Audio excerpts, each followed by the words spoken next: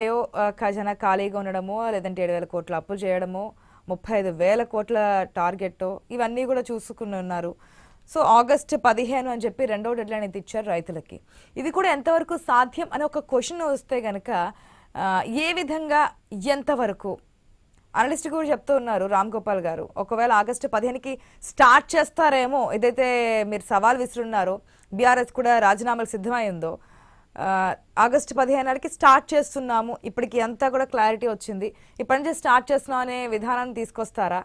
అది అసలు సాధ్యమయ్యే పనేనా? ఇప్పటికే అప్పుల రాష్ట్రంగా మారిపోయింది, ఇన్ని వేల కోట్లు మాకు వడ్డీ కట్టడానికే సరిపోతుందని చెప్తున్నటువంటి పరిస్థితిలో కేంద్రాన్ని తీసుకొచ్చే మీ 4 నెలల కాలానికి అంటున్నప్పుడు ఏ విధంగా అనే ఒక ప్రశ్న వస్తోంది.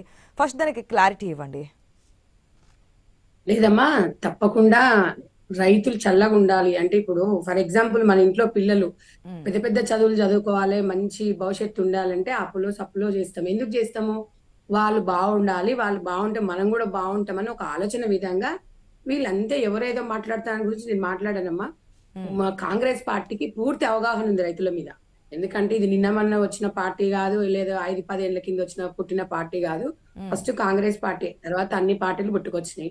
పూర్తి అవగాహన ఉంది. కానీ రుణమాఫీ ఫస్ట్ మేము రుణమాఫీ చేస్తున్న సందర్భంలో మీరు చూసిండ్రు కదమ్మా, అప్పుడు మనం 2 లక్షల కోట్లని అనుకున్నాం. మనం మొత్తం అది బయట ఇంట్లో నుంచి మనం వచ్చి చూస్తే అక్కడ 7 లక్షల కోట్ల అప్పులు చేసుకొని అన్ని చేసిండంటే అది ఎవరికి కూడా అర్థం కాలే కొన్ని రోజుల వరకు.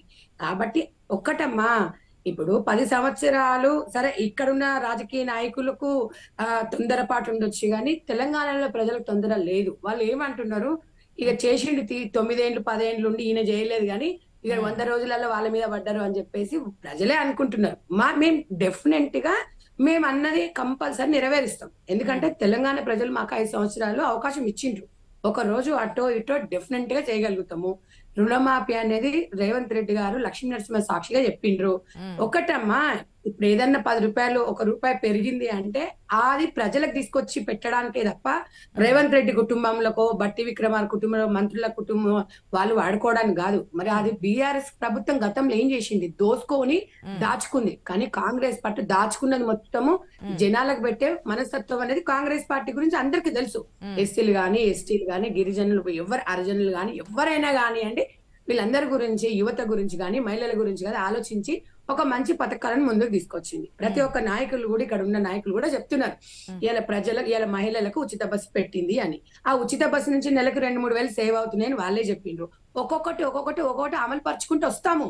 మీరు ఏదో డెడ్ లైన్ పెట్టేసి మేము అన్నామమ్మా, మేము 15th అంటున్నాం, అప్పులు చేస్తామా, సప్పులు చేస్తామా, బ్యాంకర్లతో మాట్లాడతారా? ఇన్ని వేల వ్యవస్థ ఒకేసారి అమౌంట్ పడాలంటే ఇప్పుడు మనం జస్ట్ ఒక 100 జిరాక్స్ కాపీలు తీసుకోవాలంటేనే టెక్నికల్ ప్రాబ్లమ్స్ వస్తుంటాయి. వీళ్ళకి ఓపికలు లేకపోతే ఇట్లన్నారు అట్లన్నారు. వెనక మరి 10 సంవత్సరాల నుంచి రెడ్డి గారు ఇదే ప్రశ్న మనం గతంలో కూడా చాలా సందర్భాల్లో మాట్లాడుకున్నాము. 10 సంవత్సరాల్లో, లేదంటే లాస్ట్ టైం మీరు 2 లక్షలు అన్నా సరే రుణమాఫీ చేస్తామని చెప్పి అప్పుడు కాంగ్రెస్ పార్టీని నమ్మలేదు. ₹1,00,000 రుణమాఫీ చేస్తామని బీఆర్ఎస్ కే ఓటేశారు. అంటే అప్పుడు టీఆర్ఎస్ గా ఉన్నప్పుడు ఆ ప్రభుత్వాన్ని గద్దెనెక్కించారు, అధికారం తీసుకున్నారు. కానీ చెయ్యలేకపోయారు 1,00,000 రుణమాఫీ కూడా. సో రైతులు ఏం చేశారు? బీఆర్ఎస్ వల్ల కావట్లేదు, కాంగ్రెస్ పార్టీ వచ్చింది, అధికారంలోకి రాగానే చేస్తా అని చెప్పింది అని చెప్పి ఒక ఛాన్స్ ఇచ్చారు. సరే, ఒక నిమిషం ఆ నెంబర్ అనేది, ఎందుకంటే ఉన్నటువంటి ఆర్థిక స్థితిగతులు, బడ్జెట్లు ఇవన్నీ చూసుకున్న తర్వాత, ఎందుకంటే భారీ బడ్జెట్ కాబట్టి 35,000 కోట్లు కాబట్టి చేయడం కష్టతరంగా మారిన తర్వాత 15 ఆగస్టు లోపు నేను పూర్తి చేస్తామని చెప్పి సవాల్ విసిరారు. 15 ఆగస్టు లోపు 35,000 కోట్ల రూపాయలు వచ్చే వెసులుబాట్లు ఏ విధంగా ఉన్నాయనేది, ఒక పన్ను పెంచినా, లేదంటే మనం అధికారంలోకి రాగానే చూస్తున్నాం 2 వీలర్స్ 4 వీలర్స్ సంబంధించినటువంటి చలాన్లు ఏదైతే ఉంటాయో వాటి మీద రాయితీ ఇచ్చి వాటి గడువును కూడా పొడిగించుకుంటూ వచ్చి దాని మీద వచ్చినటువంటి డబ్బులని, నిధులని వేరే విధంగా మళ్లించున్నారు. రాష్ట్ర ప్రభుత్వానికి కాస్త దాన్ని ఆ రూపేణా ముందుకు తీసుకెళ్ళినటువంటి అంశం మనం చూస్తున్నాం.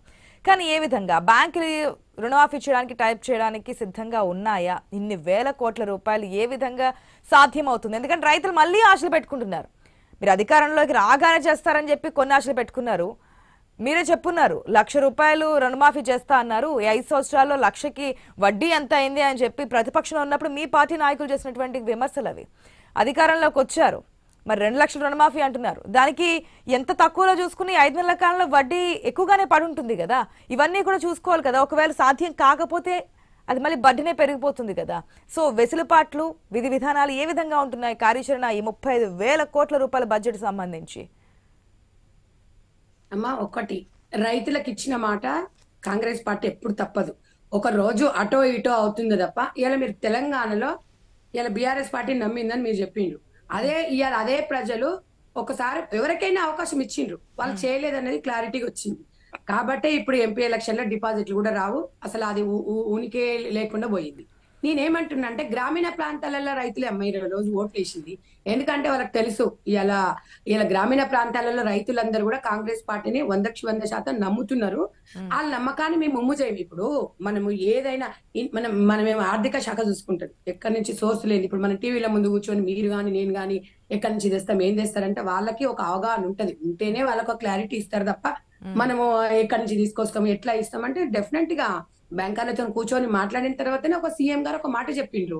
ఇలా సీఎం గారు చెప్పిందంటే మామూలు విషయం కాదు, వాళ్ళకి ఆయన పూర్తి అవగాహన ఉంది కాబట్టి చేసిండ్రు. ఇప్పుడు ఎలక్షన్స్ అయిపోయినాయి, ఒకవేళ ఈ సర్పంచ్ ఎలక్షన్లు, ఎంపీటీ, జెడ్పీ అవి కూడా అయిపోయినాయి అనుకోండి, ఇంకా పాలననే ఉంటది, ఇంకా వేరే ఎలక్షన్లు, ఇంకా వేరే మధ్యలో మీరు కూడా చూస్తున్నాం నోటిఫికేషన్స్ వచ్చినాయి. ఆ లోపల మేము చేయాల్సినవి కూడా కొన్ని చేసుకుంటూ వస్తూనే ఉన్నాము. ఇది అయిపోయింది అనుకోండి, జూన్ జూలై అయిపోతే టోటల్ గా 4.5 సంవత్సరాలు టోటల్ గా ప్రజలు వాళ్ళ బాగోగుల గురించి ఆలోచించడానికి కాంగ్రెస్ పార్టీ ముందుకు పోతుంది. ప్రతి ఒక్కరు కూడా వీటి గురించి చర్చించే అవకాశం ఉందా? ఏ విధంగా, ఎంతవరకు, ఏమేం పెంచితే రాష్ట్రానికి ఆదాయం వస్తుంది, ఇవన్నీ? అమ్మా, ఒక్కటి, మీకు ఏది ఉన్నా కూడా ప్రతిదీ మీడియా సమావేశంలో ప్రతిదీ చెప్తారు కదా, ప్రజలను ఇబ్బంది పెట్టేది కాంగ్రెస్ పార్టీ చెయ్యదు. మీరే అంటున్నారు ఇక్కడ పెంచొద్దు అంటున్నారు, ఇక్కడ అది చేయొద్దు అంటున్నారు, ఇలా రుణమాఫీ చేయమంటారు. ఇది ఎట్లమ్మా? మనం ఒకసారి ఆలోచించాలి. గత ప్రభుత్వం చేసిన తప్పులను వాళ్ళు చేసినవన్నీ కూడా రికవర్ చేసుకోవడానికి మనకు టైం పడుతుంది. అయినా కూడా ఇక్కడ కూడా ఆపకుండా నిన్నమన్న కూడా కొన్ని డబ్బులు పడ్డాయమ్మ రైతు బంధు విషయంలో కూడా ఫుల్ క్లారిటీ ఇస్తారు. రైతు బంధు ఆపేయమంటూ రైతుల నోట్ల నుంచి రైతులు బాగుండాలనే కాంగ్రెస్ పార్టీ కోరుకుంటది. ఇప్పుడే మీరు గుర్తుపెట్టుకోండి, రైతు మహిళ ఈ రెండు మంచిగా ఉంటే, ఒక రైతు చల్ల పచ్చగా ఉంటేనే మనం ఆగిగా ఉంటాం. ఈ రోజు టీవీల ముందు కూర్చున్నామమ్మా, ఒడ్లు మనం పండించుకొని తింటామమ్మా కంప్యూటర్ లో. రైతులే కదా, ఇప్పుడు అన్నం అయితే కావాలి కదా ఒక పూట గడవడానికి. ఆ రైతులే కొనుగోలు చేయండి, ధాన్యం తడిసిపోయింది అని చెప్పి నిరసనలు తెలియజేస్తున్నటువంటి పరిస్థితులు కూడా చూస్తున్నాం కదా సంధ్యారెడ్డి గారు. అమ్మా, ఒకటమ్మా, ఇప్పుడు ఎవరో ఒకరు ఉంటారు, ఇప్పుడు బీఆర్ఎస్ చేసిన తప్పిదాల వల్ల, వాళ్ళు చేసిన ఏజెంట్ల వల్ల కొన్ని జరుగుతుంటాయి. వాళ్ళన్నీ ఉంటారు కదా, వాళ్ళకు తొత్తులు ఉంటారు కదా, వాళ్ళు చేస్తుంటారు. నిజమైన రైతులు, నిజమైన వాళ్ళు, నికాసైన ఓపిక పడతారు. 9 ఏళ్ళు ఓపిక పట్టుకున్న వాళ్ళు 9 ఏళ్ళు ఓపిక పట్టుకోరు. నాకు అర్థం కావట్లేదే.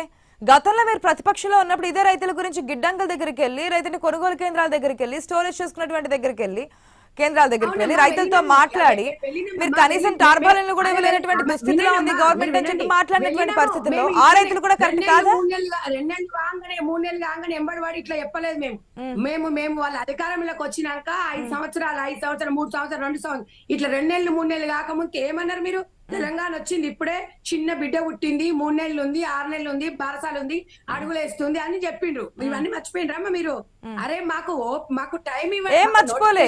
తెలంగాణ రాష్ట్రం ఏర్పడిన తర్వాత టీఆర్ఎస్ పార్టీ అధికారంలోకి వచ్చింది ఫస్ట్ టైం. కాంగ్రెస్ పార్టీకి ఆ విధమైన పరిస్థితి కాదు కదా సంధ్యారెడ్డి గారు. కాంగ్రెస్ పార్టీ ఇప్పుడే పుట్టిందా? ఇప్పుడు అధికారంలోకి వచ్చిందా? కాదు కదా. మీకు ఎంతో నాలెడ్జ్ ఉంది, ఎంతో అనుభవం ఉంది, అనుభవం ఉన్నటువంటి లీడర్స్ ఉన్నారు. ఇగో ఒకటి మేడం వినండి, ఇగో మీరేం చెప్పినా, మీరేం చేసినా, ప్రతిపక్షాలు ఏం చెప్పినా మాకు ఫుల్ క్లారిటీ ఉంది, మంచి అవగాహన ఉంది. మేము రైతులకు మంచి చేస్తామని, రైతులకు మా మీద నమ్మకం ఉంది. ఎవరు ఏం వదులుకున్నా మాకు సంబంధం లేదు. చేయకపోతే ప్రజలు రానియరు కదా, ఊర్లలోకి రానియరు, లేకపోతే నిరసన వ్యక్తం చేస్తే అలాంటి పరిస్థితి ఎప్పుడు తీసుకురాము. ఇవాళ మంత్రులు గాని, సీఎం గాని ఒక రైతు బిడ్డలే. మీరు అర్థం కాలేదు, వీళ్ళు అమెరికాలోకి వెళ్ళి తీసి ఏం ఊసిపడలేదు, అమెరికాలో చదువుకొని వచ్చి ఏం ఊసిపడలేదు. వీళ్ళంతా మంచిగా వ్యవసాయం చేస్తున్నారు, రైతు కష్టాలు నాకు తెలుసు అని. ఏందమ్మా, గతంలో కేసీఆర్ కూడా అదే చెప్పున్నారు కదా, రైతు రాజ్యం రావాలి. ఓకే, కేసీఆర్ మాటలు మాట్లాడతారా అండి? కేసీఆర్ మాటలకి చేష్టలకి ఏమన్నా పొందుతుందా? మనం చూడలేదా? 9 సంవత్సరాలు చూసుకుంటూనే వచ్చినాము. మళ్ళీ ఆయన గురించి ఎందుకమ్మా మాట్లాడము? అదే కేసీఆర్ ని చూసినాము, ఉద్యమ నాయకుడిని చూసినాము, అదే సీఎం చూసినాము, ఇప్పుడు ప్రతిపక్షంలో ఉన్న నాయకుని చూసినాము. మీకు లోపాలు అర్థం కావట్లేదమ్మా. అంత లేదు, వాళ్ళ తలకాయ కింది కాలు మీదకి చేసినా మళ్ళీ బీఆర్ఎస్ పార్టీ అనేది ప్రజలకు రాదు. 100% మేము చేసి తీరుతామమ్మా. ఇక దాన్ని మనం ఇప్పుడే ప్రూవ్ చేయండి ఎవరు కూడా చేయలేరు. మేము చేసి తీరుతాము. మేము ప్రజలకు మంచి అవగాహన ఉంది, మంచి చెప్పాలి కదా. ఇంకున్నది 3 నెలల కాలమే. మీరు ఇచ్చిన హామీ ఇచ్చి కూడా 5 నెలలు అయిపోయింది. ఇంకా మీకు టైం ఉంది 3 నెలలు. చేసే విధి విధానాల గురించి అడుగుతుంటే అది ఎవరు చెప్పలేరంటే అది ఏ విధంగా సంధ్యారెడ్డి గారు? ఒక నిమిషం అండి, ప్రతిపక్షాలకి ఏమైనా తెలిసేమో మాట్లాడదాం మేడం. ఒక్క నిమిషం. మీరు అలా ప్రజల ముందు కాంగ్రెస్ పార్టీని తప్పుతో పట్టి ఒక్కటే చెప్తున్నామమ్మా, విధి విధానాలు మేము అనుకునే 5 అయితే అమలు పరిచినాం. ఒకటి హెల్త్ ది, ఒకటి బస్సుది, 500 సిలిండర్ కూడా చాలా మందికి వస్తున్నాయి. అరే మేము చేస్తున్నాం కదా. మీరు ఇలా బీజేపీ పార్టీ 1200 బీజేపీ గవర్నమెంట్ వచ్చిన తర్వాత సంధ్యారెడ్డి గారు చాలా క్లియర్ గా ఉన్నాము. ఈ రోజు రైతుల రుణమాఫీ, రైతు భరోసా, రైతుల ధాన్యం కొనుగోలు, అకాల వర్షాల వల్ల పంట నష్టపోయిన వాటి గురించి, కేవలం రైతుల గురించి మాత్రమే ఈ రోజు మనం డిస్కస్ చేస్తున్నాం, మిగిలిన గ్యారంటీల గురించి కాదు. అవునమ్మా, మేము చేస్తున్నాము అని ఎగ్జాంపుల్ చెప్తున్నా. సమయం సరిపోదు. రైతులకు ఏ విధంగా అనేది ఒక క్లారిటీ ఇద్దాం ఈ రోజు మన డిబేట్ ద్వారా. కౌల రైతులకు కూడా ఇస్తామని చెప్పాం. వినండి, కౌల రైతులకు మేము ఇస్తాము, ప్రతి వాళ్ళకి రుణమాఫీ చేస్తాము. మేము ఇచ్చిన హామీని ప్రతి రైతు దగ్గర మేము క్వింటాల్కి 500 కూడా బోనస్ ఇస్తామని చెప్పాము.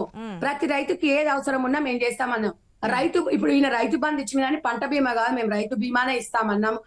రైతుకు సంబంధించి చక్కగా ఉండి చల్లగా ఉండడానికి ఆయన ఏం చేసినా కూడా ప్రతి రైతుకు భరోసా కల్పించడానికి కాంగ్రెస్ పార్టీ ముందుకు వస్తుంది. ఒక నిమిషం చాలా సేపు అయింది. వాసుదేవరావు గారు గుడ్ మార్నింగ్ అండి. నమస్కారం.